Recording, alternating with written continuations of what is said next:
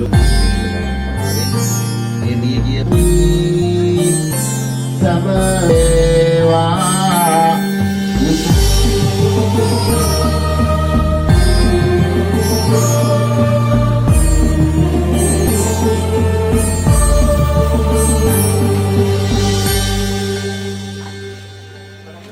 හැමෝටම අද අපි ඇවිල්ලා ඉන්නේ විශේෂ තැනකට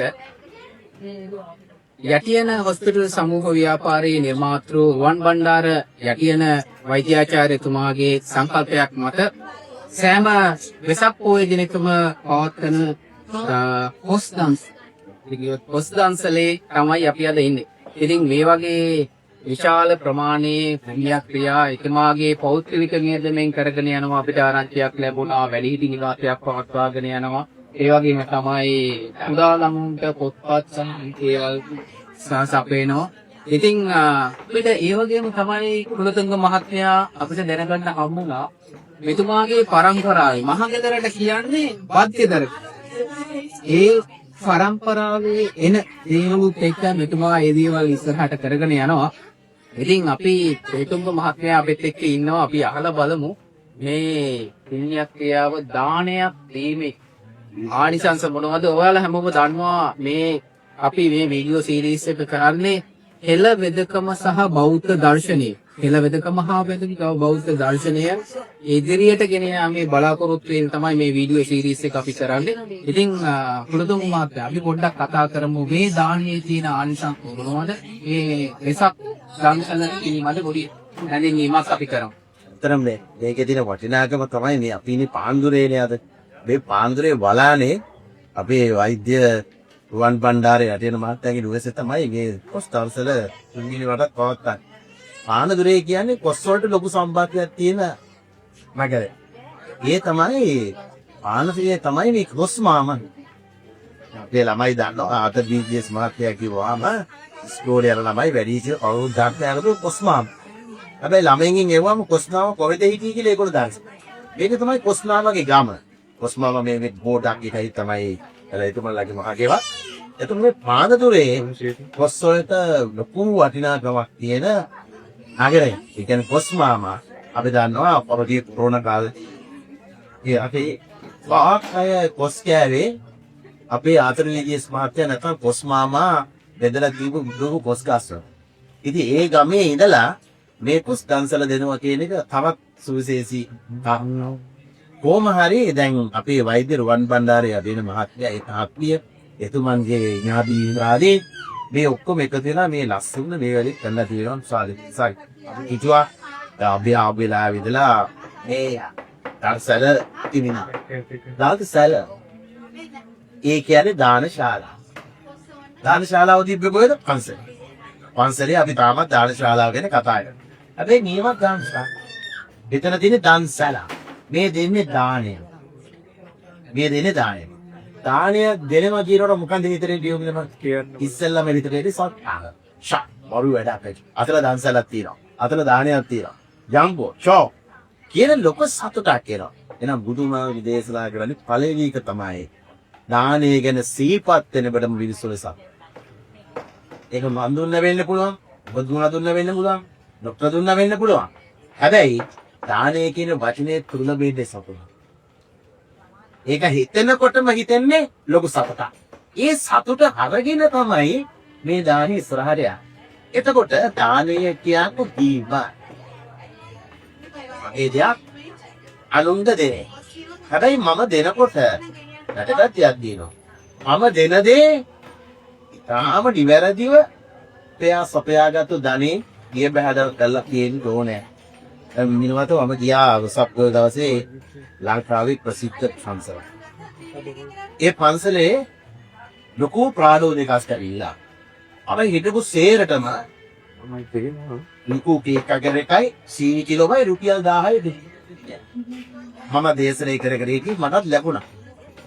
හැබැයි අර මිනිස්සු හැමෝම ඔවුන් මූණ බනාගෙන. ඔඩි අප්‍රසාදයක් එතන දිනනවා කියලා මම දැක්කා. अब එන්නකම පස්සට දෙනිත් බාදරණේ අය ඔක්කොම මොකද මේ ඒ කියන්නේ එතන බෙදුනේ පාහා බල පරිචිතේ සේදා වක්කිතේ ධම්මිකේ ධම්මලද්දේ කියන ධාර්මික දාණය දෙවි. බුදුහාමුදුරුවෝ අපිට වදාළේ ඔබ දානයක් දෙන මන. ඔබ දන්සලක් දෙන මන. ඔබ පින්කමක් කරන අංක 1 තමයි ඔයා උපය ගන්න ධනය නිවැරදි ධනය. කොහොමද ඒ නිවැරදි ධනය? පාහා බල පරිචිතේ සේදා වක්කිතේ ධම්මිකේ ධම්මලද්දේ. අතපය වේසලා මෙහෙදා. මොඩුව වේසම්. අපේ බුද්ධිය අපේ කායික හැකියාව මහන්සි වෙලා ධාර්මික උපයහපිය හදගත්තා. ඒ ධාර්මික උපයාස අපයාගත්තු ධනෙන් තමයි බලු කබුළු දානියක් දුන්නා තමයි. අපේ රටේ ඉස්සර හරි ජනප්‍රියණි බරිතක් කියලා. දැන් ඉන්න පුංචි ළමයි බලු කබුළු දානයක් දෙන්නේ. ඔයාලා අපි පුංචි කාලේ අපි දීපු දානේ මොකද ඉස්සෙල්ලා? අපි ඉස්සෙල්ලාම දෙන්නේ බලු කබුළු දානේ. එතනින් තමයි අපේ අම්මලා අප්පච්චිට අපිට කියන අපි පුරුදු කරේ දානේ. දැන් පුජු බලපුරු දානේ අපි දුන්නා ඒකලා පුතෝටලා බලන් ඉන්නේ.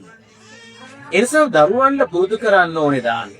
අපේ හැම ගෙදරකම අඹ ගහක් කොස් ගහක පොඩි ලෑල්ලක් කරන සත්තුන්ට අපේ බුදුහාමුදුරුවෝ අපිට වදාළේ ඔබ කන්න කලින් බලමු බස්සරක් මේ සලුටින් වත් කටක් දෙන්න කාටද මෙන්න පිසක්. එහෙම යාවි. අපි එහෙම ජාතියක් වෙන්න පුරුදු වෙලා පුහුණු වෙලා වැඩ කරගෙන ආවියා. එතකොට අපි අංක කරපු සාරේ ගණියේ ගියක කරනවා. අපි දාන්නේ දෙන්නේ කාටද දෙන්න ඕන? අපිට පුළුවන් විවිධයිට දෙන්න. සත්තුන්ට දෙන්න පුළුවන්. සත්කාසීපාවට දෙන්න පුළුවන්. සතුන්ගේ සීපාවට දාන දෙනවා කියන්නේ කරුමුත්වා. නේද? දැන් අපේ කවුදෙන් අපිට අඳාකට අපේ දීත්තලේ මහත්තයා මේ යකි හිත මහත්තයා. මේ වෙද මහත්තුගේ පරම්පරාවේ මේ වෙදකමට අවතර මේ සත්ත්ව වෙදකම දෙන්නේ. සත්තුන්ට දයාව අනුකම්පාව දෙමුණා. අදටත් අපි කොහාටද අපේ ගෙදර හැදෙන බලල් පැටිය ගිහින් දාන්නේ. අපේ ගෙදර පටව දාන බලල් පැටිය වෙරදි එක්ක වෙන මහත්යාට කොපන්සර. ඔය දෙපළට තමයි අපි ගිහින්ද. ඇයි? අපි දන්නවා වෙන මහත්යාලා සාර කන්න දෙන වෙලාවල්. හාමුදුරුවෝ සදාර කන්න දෙන එළවන්නේ අත්තටත් දන්නේ. ඒ නිසා තමයි මම කියන්නේ ඔබට වැඩි කරන්න කියන්නේ. නමුත් අදට සදෙක් පටව දැම්මම එක්ක වෙදපත් දැනෙන්නට එක්ක අසුනියි. ඒ නිසා මේ සතුන්ට අනුකම්පාව දැක්වීම තැන මහා මිනිසියෙව්වේ බඩගින්න නිවන නේද? අපිට ලෝකේ රෝගී මොකක්ද? බඩගින් පුදුමාර වදාරනවා හිතච්චා පරමා. ලොකුම අසනීපේ තමයි බඩගින්න. අපිට බඩගින්න හැකදෙන මොකද කරන්න පුළුවන්ද?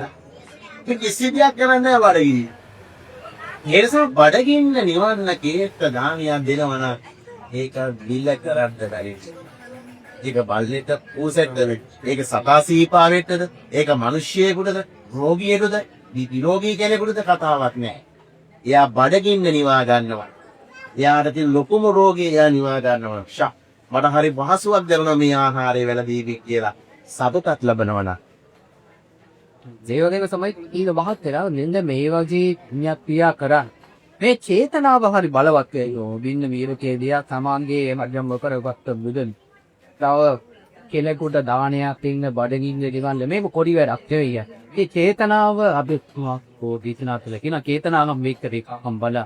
චේතනාවස්ත එක්ක අපි ස්කේලවන්කෝ ත්‍රිපිටකයේ තියෙන විදියට කොහොමද ඒක බුදුහාමුදුරට පැහැදිලි කරන්න මේ රැංගිනක් කරන්න තියෙන අපේ චේතනා තුනක් පිළිසිදු වෙන්නේ ඔයද. එකක් තමයි මුංචන ඒ පූර්ව චේතනාව. පළවෙනි පූර්ව චේතනාව. පූර්ව චේතනාව කියන්නේ පින්කම කරන්න කලින් අවශ්‍ය. මම මේ පින්කම සැලසුම් කරලා දැක්කත් බණ්ඩාරය යටියේ මේක ලෑස්ති කරනකොට දවස් ගාන සති ගාන යාළු මිත්‍රයන් කතා කරලා මචං ගොස්සෙවපා ඈ මුර්බෙන් කොටස්කේ 25ක් බටෝනේ අල්ලෝරියට කියලා එලෝරියෙන් කොස් ගේන්න යාළුකු සැලසුම්. ඒක පූර්ව චේතනාව. මම මේ අහවල් පින්කම කරනවා කියන සතුට. ඊළඟට පින්කම කරන අවස්ථාව. මුංචන අවස්ථාව. මම මේ පින්කම කරාචි. ඒ වෙලාවේ අර සතුට එහෙමම තියෙනවා. එයාගේ හිත එක මෙහෙතක හරි මේ දෙකෙන් එක හිත සවුත් වෙලා නම් අපරාධේ මම මේ මෝඩ වැඩ මොන මේ කරදරයක්ද මම මේ කරන්නේ කියලා හිතනවා. ඊළඟ වැදගත් එක තමයි පරිදි. ඒ කියන්නේ පින්කම ඉවර කළේ. ඒක අද වෙන්න පුළුවන්, හෙට වෙන්න පුළුවන්, හරිද වෙන්න පුළුවන්. ගිය අවුරුද්දේ ගොස් දාන්සලා ගැන ડોක්ටර් තාම hina වෙනවා. ගුවන් බණ්ඩාරේ යටින වෙද මහත්තයා තාම සතුටු වෙනවා. ගිය අවුරුද්දේ ගොස් දාන්සලා කියන්නේ. එයා ලොකු සල්ලා. ඒ නිසා අපිට හෙටද පින්කම කරලා ඉවරලා පහවදා මාසෙන්ද සුමානෙන්ද අවුරුද්දෙන්ද සතුටු වෙන්න පුළුවන් නම් හේතු තුනයි. ඒ සාවක පින්කම කරන්න පෙර අවස්ථාව, ඔබ පින්කම කරන අවස්ථාව, ඔක පින්කමක් කරන උත්තර වෙච්චමස්. මේ අවස්ථාවට කරේ සතුටට. ඔබට කිසියම් ආකාරයකින් පස්තවිල්ල, ශෝකයක්, ලතවිල්ල, සංతాපයක් ආවනම් ඒ පින්කම ඉවරයි. ඒ පින්කම ඉවරයි. ඒ නිසා බුදුහාමුදුරු වදාලේ මේ අවස්ථා තුන හොන්දට හිත හදාගන්න. ඊටේ පැහැදීම තියාගන්න. මම මේ කරන්නේ පින්කම. මම මේ කරන්නේ තව කෙනෙකුගේ කුසගින්දර දෙවීම. දැන් ඕනනම් මේක තිබුණා වෙසක් දවසේ කරා. වෙසක් දවසේ අඩියක් ගානේ දවසයි. එහෙනම් මිනිස්සු පොඩි කට්ටුක්ටක් කාලා මේක විසි කළ යන්න පුළුවන්. අද අපි දැක්ක දවස් ගානක් මේ දවසේ කිසි කෙනෙක් විසි කරනවා අපි දැක්කේ. ඒ සියල්ල බොහොම රසවත්. ඇයි අද දවසයි. අනේ ප්‍රඥා ගෝචර. අපි පින්කමක් කරනකොට ප්‍රඥා ගෝචර දෙන්නම් වාලේ එකම දවසේ ඔක්කොම දීලා ඒකෙන් ලබන උදව් සත්‍යක් ලෙසද මේ සිද්ධ වෙන දේ බුදුදහමට ආවේ බැලුවා හිතා බඩේන ඊටාම අබේදේ ඒක තමයි අපි කතා කරලා බලමු. අපි අපේ මිහින්තලේ වෙද මහත්තයාගේ මොකද ඒ කාලේ දැන් මේ EU එකක් වගේ එකේ සමාජීත ප්‍රදාටම අරණක තමයි මේ හෙළ වෙදකම හා බැන්නු මාල්තම ඒ කාලේ කුලතුංග මහත්තයා පැරණි ගෙද සාහිත්‍යවරේ කියලා කියන්නේ කායිකව මානසිකව සහ අධ්‍යාත්මික වෙද මහත්තයා එන්නු මේ මිනිස්සුන්ව සුවපත් කරපු කෙනෙක්. අපි දන්නවා ඒ කාලේ වෛද්‍යවරේ කම්බෙන්ද ගියාම එතනට ගියාට පස්සේ වෙද මහත්තයා බොහෝ වෙලාවට අපි නහලා තියෙනවා කියන්නේ මේක පොඩි දෙයක් මම සුව කරලා දෙන්න. එහෙම කියනවා කායික ඊට පස්සේ ටික නිල කායිකව මානසිකව සුවපත් කර. ඊට පස්සේ වෙද මහත්තයා අධ්‍යාත්මිකව කියනවා මෙන්න මේව සමහර වෙලාවට මේක මටත් මේ වගේ ලෙඩ තියෙනවා ඕක සංසාරේ හැටි. සමහර වෙලාවට මේ කොණ්ඩේ ඉදිච්ච කෙනෙක් එහෙම ආවොත් එහෙම විහිලෝකට හරි කියලා දානවා. දැන් කොණ්ඩේ පිළිලා නේද? මොකම තමයි වයසට යනවා මගෙත් එහෙම තමයි කියලා. ඉතින් ඒකත් එක්කම අපි පොට්ටක් නන්දිනී මහත්තයාගෙන් අපි අහලා බලමු. කොහොමද ඒ කාලේ මේ දාන්නේ ඔබතුමාගේ මේ වගේ දාන සීල දේවල් විතරක් වුණාද ඒ සම්බන්ධව පොඩි අවබෝධයක් දෙන්න.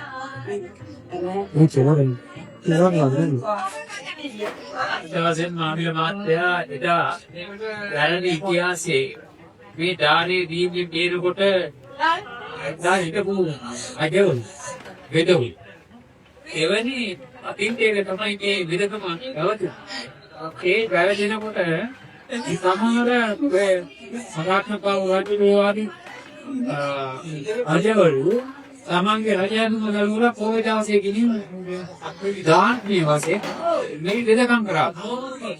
එතකොට බුද්ධදාත රජතුමා ඒවා එතකොට මේ ස්වයංපෝෂිත රටක වෙදවත් තමයි රජවරු වෙලා ඉඳලා තියෙන්නේ. එතකොට මේ රටේ අන්නදෙනි ඕනම කෙනෙකුට අන්න නෑ කියලා මිනිහෙක් හිතලා නෑ ඉතින්. එතකොට එවන් අතාත්මය තමයි අපි ජීවත් වෙලා තියෙන්නේ. පනසවි දීලා නෑ අස්සසවි දීලා නෑ. එදා ගෙදර ආපු මිනිස්සයා දුරක් අතක්වත් නැතුව එන්නේ. ඇවිල්ලා ඉවරලා රෝගේ කියනකොට වෛද්‍යවරයා ඒ වෙලාවේ ඉස්සෙල්ලා මහණෙක් පාලා දෙන්නේ ඔබතුමා. එතකොට කෑම ටික සීල තමයි මේ ගෙදර. ඒ වගේ ගෙදරක් තමයි මේ යටියන වෙදමඩුව කියන්නේ. එතකොට මේ යටියන වෙදමාත් එක පරම්පරාව ගියාපුවා පොඩි සෙල්ලම් වැඩක් නැහැ ප්‍රොපසිට් එකේ ඉතින් මොකල හලයි ගණේ දෙමිච්ච වෙදගෙද. ගෙදර කියනවා. ඔව් බච්චේදර. ඒ බච්චේදර කියන්නේ ආපු මිනිස්සුන්ට කන්න දීලා තමයි ප්‍රතිකාර කරන්නේ. ඒ වගේ ප්‍රතිකාර කරනකොට ඒ මිනිස්සයා මේ වෛද්‍යවරුන් ගාව ප්‍රතිකාර කරලා පරිදන යන්නේ. එතකොට යාගේ මනසට දුර්වල ලක්ෂණ විද්‍යාව. එතකොට දවසේ භවයක තියෙන විද්‍යාව. මේ වාගේ ක්‍රමවේද යොදාගෙන රෝගය නිසි විදියට හදලා නාඩි ශාස්ත්‍රයේ දුව මේ විදිහට හඳුනාගෙන බෙහෙත් එකක් දෙකක් දීලා මේ මනුස්සයාගේ සිත කය වගේ සියල්ල නිරෝගී කරලා තමයි මේ මනුස්සයන් ප්‍රතිකාර කරන්නේ. බෙහෙත් වේම දෙකම දුන දැකි. මෙවැනි උතුම් වෙදකමක් අපේ මේ ශ්‍රී ලංකාවේ වටිනාකම උත්තම බේරිය තිබිලා තියෙනවා. ඒක හැම විටම මේ බුද්ධ ධර්මයට අතහිත දීපු බුද්ධ ධර්මයේ බුදුරජාණන් වහන්සේගේ ධර්මානුකූලමයි මේ විදිහට මත වෙදකම් වෙන්නේ. ඒකයි අර කන්න දීලා කරලා අපි දානනේ වශයෙන් මේ කරලා ඒ වගේම හෙළ මාත්‍යය කියලා ගිහින් ගමේ ඉන්න රජ කිව්වා. වෙද මහත්තයා කමින් සමාගමක් නැහැ. වෙද මහත්තයාට ප්‍රමුඛත්වය. අවුරුදු වාවත් විදුහල්පතිවරයයි වෙද මහත්තයයි හාමුදුරුවෝයි හිටියේ ඉතා ඉහළින් පයින් ගමේ ඉන්න පන්සලේ හාමුදුරුවෝ එක වෙද මහත්තයාත් එක සංගමෙද තුපුගක්ක වේව තමයි අරගෙන මේගොල්ලෝ මේ අද මේ නාටකම් නටන්නේ ඉඳ අපිට දුකයි. ඒක වචනයේ සීමා වෙච්ච එකක් නිසා මේක වචනේ පොළොව ඉහළට ගියා නම් අද අපේ රටත් නොකොති රටත් අය. එහෙනම් අපේ මාත්‍යා මේ වාද්‍යදර කියන්නේ මේ ඇලියනේ වෙදමදුව කියලා කියපු එක වාද්‍යදරක් මගමයි. ඒ නිසා මේ ප්‍රතිකාර කරේ ලාභ ලෝභ ලබනවා එහෙම නැතුව ඒගොල්ලෝ ප්‍රතිකාර කරුවේ මේ අන්තිමට මිනිස්සුන්ට වත්ත දීලා ඒත් එක්කම නැත්තම් පීතික දීලා නැත්තම් කාල් ටික දීලා නැත්තම් මොනවා හරි කියන දෙයක් දීලා තමයි ඒ තරම් ඉතකරම්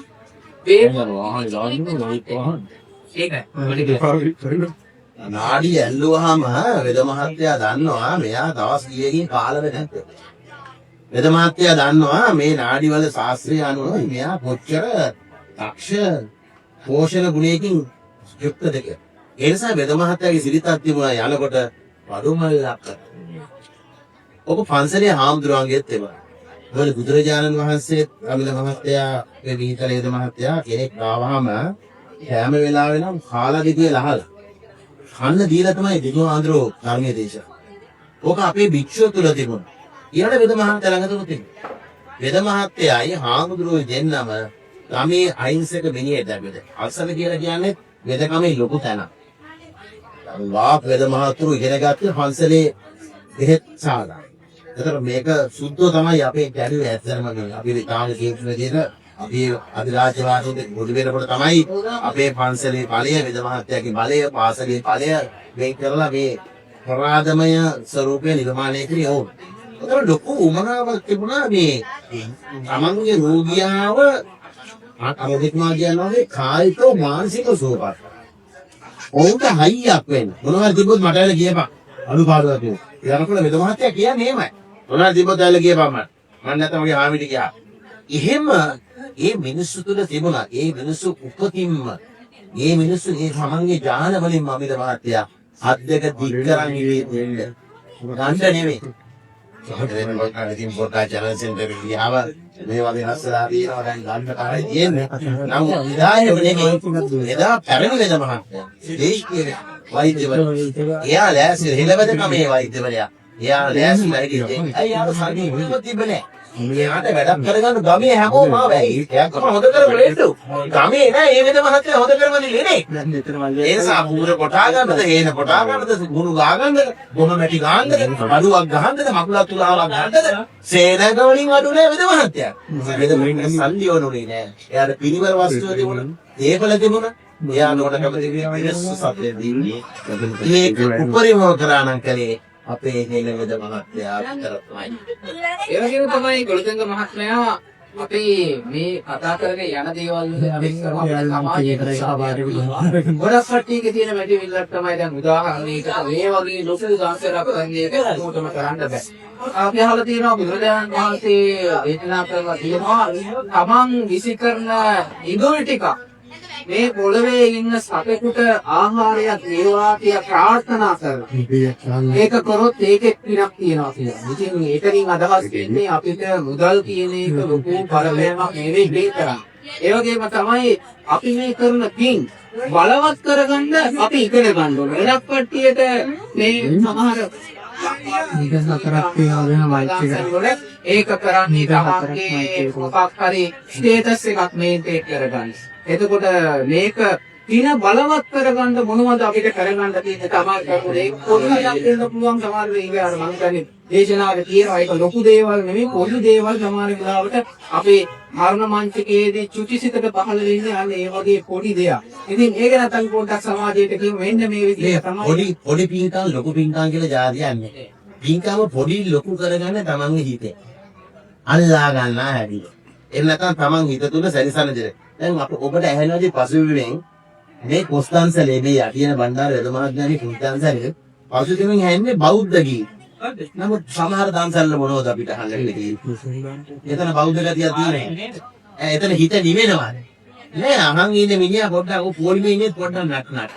ඉතින් අපි ආසයි අපේ පන්සලේ මිනිස්සු නටනට ජොලියක් දාද ඇවිල්ලා අපේ එහෙම මිනිස්සුන්ට හදවත සතුට වෙන්න චිත්තං කොනාති බුදුරජාණන් වහන්සේ වදාළේ ඔබ යම්කිසි පින්කමක් කරලා අර මුලමැද නීව චේතනාව, මුංචන චේතනාව, අපර චේතනාව මේ අවස්ථා තුනම ඔබට සතුට වෙන්න පුළුවන් නම් ඒක තමයි පින කියලා කියන්නේ.